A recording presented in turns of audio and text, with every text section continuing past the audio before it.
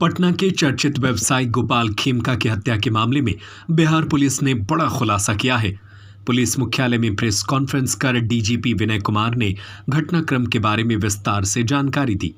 दरअसल बीते 4 जुलाई की रात बांकीपुर क्लब से लौट रहे गोपाल खेमका जैसे ही अपने अपार्टमेंट के गेट पर पहुंचे, पहले से घात लगाए बैठे उमेश यादव ने गोली मारकर उनकी हत्या कर दी और मौके से फरार हो गया।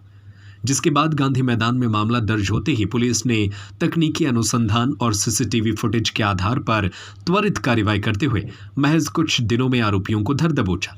इस कार्रवाई में एसटीएफ का भी सहयोग रहा।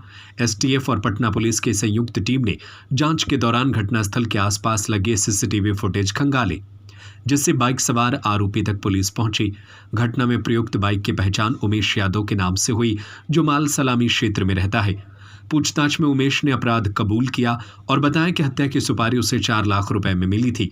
50,000 रुपए उसे अग्रिम मिले थे और बाकी 3,50,000 रुपए घटना के अगले दिन सुबह माल सलामी घाट के पास अशोक साव ने दिए।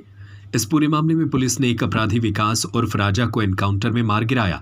वहीं उमेश यादव, जिसे शूटर बताया जा रहा है, वह सुपारी देने वाला अशोक साह, दोनों ही पुलिस की गिरफ्त में है। पटना से टीम की रिपोर्ट। जब्त किए गए हैं।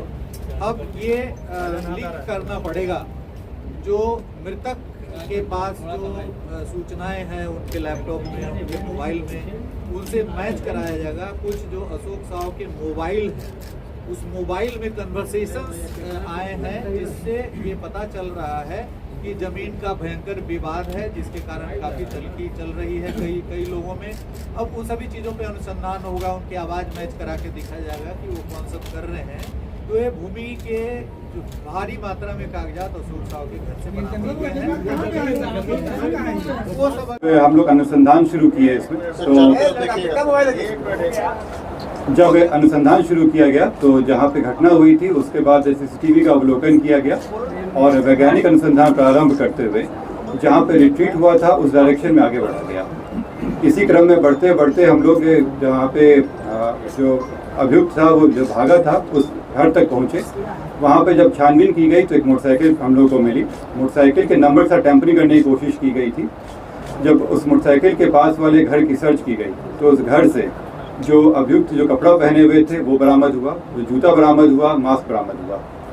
उस घर में जो व्यक्ति थे उनको लाया गया पूछताछ करने के लिए। उनका नाम उमेश यादव। जब उनसे गहन पूछताछ की गई, से पूछताछ की गई तो उनके द्वारा इस घटना की संलिप्तता स्वीकार की गई। साथ ही में उनके द्वारा बताया गया कि इस घटना में जो उनके द्वारा इस्तेमाल किया गया हथियार था वो घर में छिपा के रखे हैं।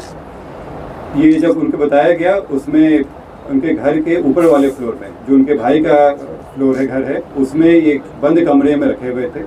उस जगह की जब छानबीन की गई तो इनके घर से 59 राउंड गोलियां बरामद हुई। 56 राउंड 7.6 का था और 3 गोली 9mm का था। वो इन्वेस्टिगेशन शूटर पकड़ा गया।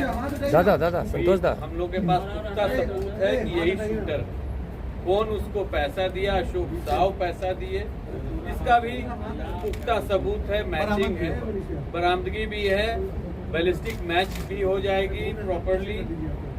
अब जो आप कारण कई हो सकते हैं, इसमें समय लगेगा, काफी रिकॉर्ड्स जांच करनी पड़ेगी, काफी कॉल रिकॉर्ड्स भी देखना पड़ेगा। जैसे उदाहरण स्वरूप अशोक साव के मोबाइल से इस तरफ की वाकया थी,